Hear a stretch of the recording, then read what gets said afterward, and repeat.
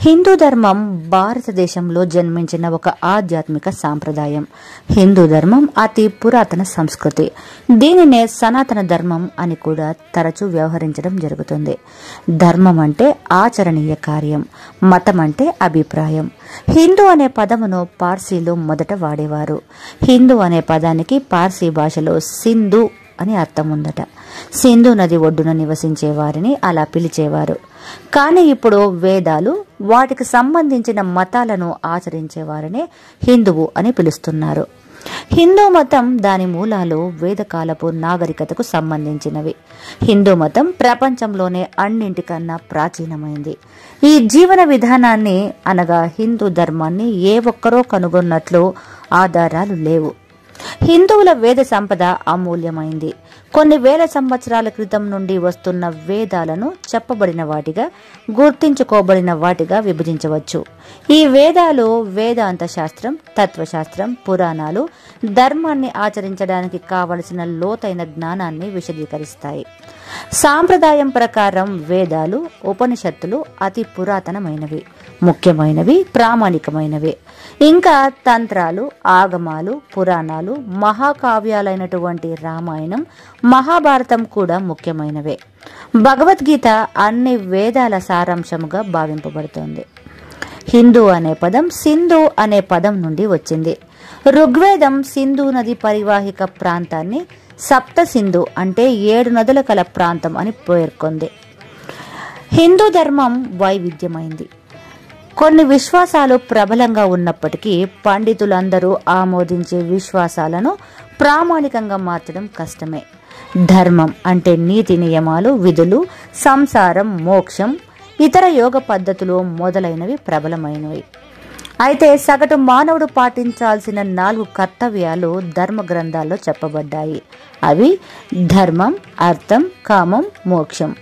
వీటిలో మోక్షం పొందుటకు ప్రధానంగా చెప్పబడిన మార్గాలు 4. అవి జ్ఞాన మార్గం, కర్మ మార్గం, భక్తి మార్గం, క్రియ మార్గం. ప్రస్తుతం అధిక శాతం హిందువులు భక్తి మార్గాన్ని పాటిస్తారు.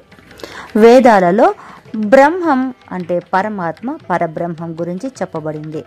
ఉన్నదంతా బ్రహ్మమే. హిందువులు పూజించే దేవీ దేవతలు ఆ పరమాత్మ వివిధ రూపాలుగా చెప్పబడ్డాయి. ప్రాణులన్నింటిలో ఉన్న ఆత్మ కూడా ఆ బ్రహ్మమునకు చెందిందే.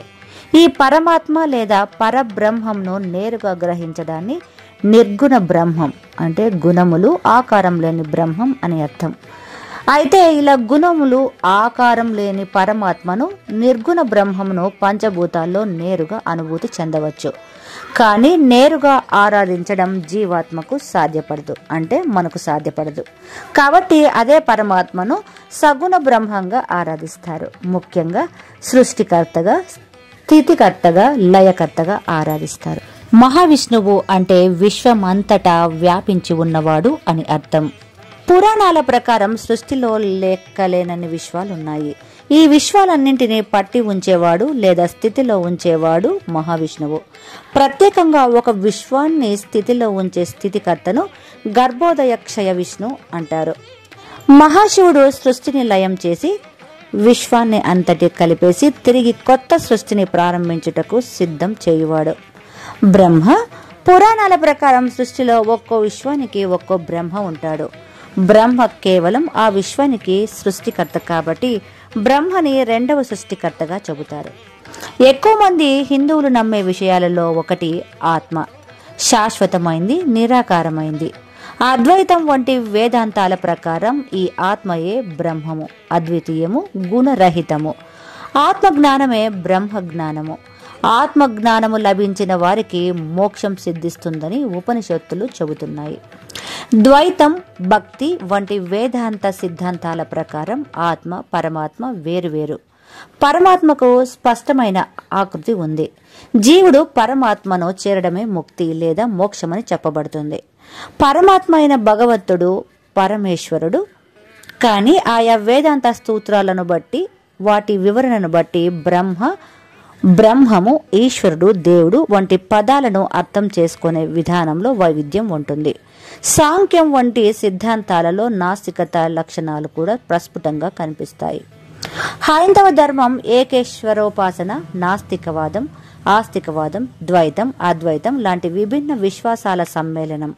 ఇంతటి సంక్లిష్టమైన భావాలు బహుశా మరే జీవన విధానంలోనూ కనిపించవు. ఒక్క పదంతో వర్ణించాలంటే అది అసంపూర్తిగానే ఉంటుంది. హిందువులలో చాలా మంది ఆత్మ శాశ్వతమైనదని నమ్ముతారు.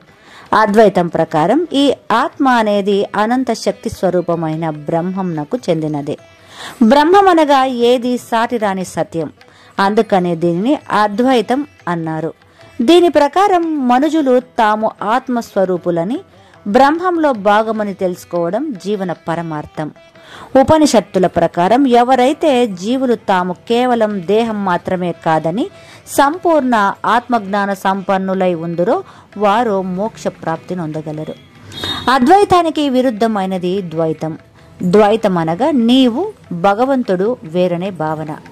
పరమాత్మ స్వరూపుడు, భగవంతుడైన ఆత్మస్వరూపులు మనుషులవుతారు. ఈ మార్గాన పయనించేవారు విష్ణువు, శివుడు లేదా శక్తిని పరమాత్మ స్వరూపంగా భావిస్తారు. ఆత్మ భగవంతుని మీద ఆధారపడితే మోక్షం దేవుని కృప మీద ఆధారపడి ఉంటుంది. పరమాత్మ స్వరూపుడను మహోన్నతమైన మూర్తిగా భావించినప్పుడు ఆయనను ఈశ్వరుడు లేదా భగవానుడు లేదా పరమేశ్వరుడు అంటారు. కానీ ఈశ్వర శబ్దాన్ని ద్వైతాన్ని అనుసరించేవారు, అద్వైతాన్ని అనుసరించేవారు వేరుగా భావనలుగా స్వీకరిస్తారు. నాస్తికవాదం వైపు మొగ్గు చూపే సాంఖ్యకులు కూడా ఉన్నారు. హిందూ పురాణాల ప్రకారం దేవతలు, దేవుళ్ళు అనగా స్వర్గలోక నివాసులు, పరమ పవిత్రులు, పూజింపదగినవారు. హిందూ గ్రంథాల్లో వారికి ఒక ప్రత్యేక స్థానం ఉంది. వారి గురించి ఎన్నో రకాలైన కథలు, పురాణ గాథలు, ఇతిహాసాలు ప్రచారంలో ఉన్నాయి. ఇంతమంది దేవుళ్ళు ఉన్న పరమేశ్వరుడు ఒక్కడే. ఆయనే సృష్టి అంతటికి మూలాధారం. ధర్మాన్ని పరీక్షించడానికి, సకల మానవాళిని సరి అయిన దారిలోకి మళ్లించడానికి స్వర్గం నుంచి మానవ రూపంలో భూమి పైన జన్మించిన వారిని అవతార పురుషులు లేదా అవతార మూర్తులు అంటారు. రామావతారం, కృష్ణావతారం మొదలైనవి ఇందులో ముఖ్యమైనవి. కర్మ అంటే సామాన్య అర్థంలో చేతలు అంటే పని చేయడం, విధి, కార్యకారణ నియమము అని చెప్తారు. ఉపనిషత్తుల ప్రకారం ఒక వ్యక్తి లేదా జీవాత్మ బాహ్యముగా కానీ లేక మానసికంగా కానీ చేసిన పనుల వలన సంస్కారాలను పోగు చేసుకుంటుంది.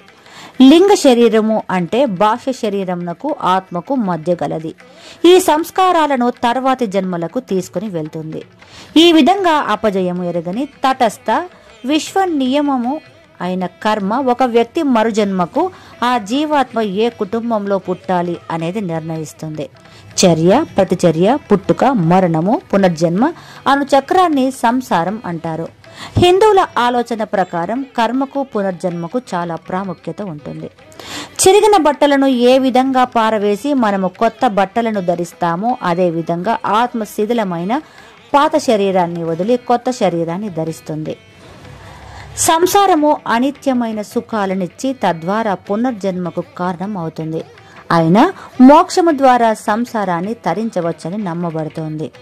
చాలా జన్మల తర్వాత ఆత్మ తనంతట తాను పరమాత్మలో ఐక్యాన్ని కోరుకుంటుందని ఒక నమ్మకం.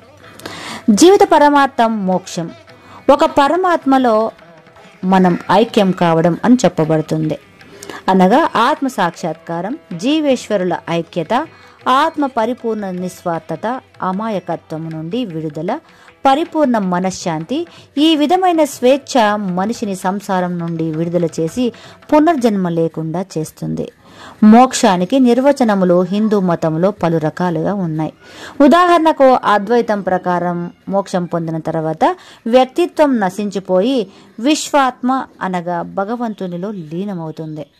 ద్వైతుల ప్రకారం జీవాత్మ అనేది పరమాత్మలో ఒక భాగమని, మోక్షమనగా పరమాత్మతో పరమాత్మ లోకంలో అతని సాన్నిధ్యంలో అనంతకాలం ఉంటామని భావిస్తారు. అయితే ద్వైతుల ప్రకారం మోక్షం అనగా చక్కెరను రుచి చూడటం, అద్వైతుల ప్రకారం చక్కెరగా మారిపోవడం అని అర్థం.